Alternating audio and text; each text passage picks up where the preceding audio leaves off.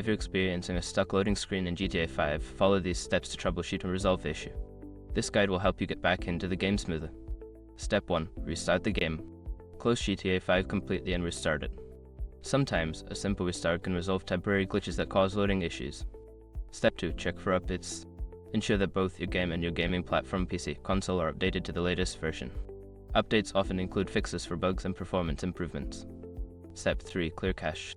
For consoles, clear the cache by turning off the console, unplugging it for a few minutes, and then restarting it. For PC, you can clear the cache by deleting specific files in the game directory. Step 4. Disable mods. If you are using mods, disable them and try launching the game again. Some mods can conflict with the game and cause loading issues. Step 5. Reinstall the game. If the problem persists, consider uninstalling and then reinstalling GTA 5.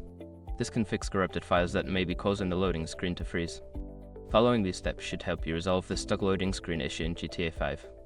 If problems continue, consider reaching out to support forums or customer service for further assistance.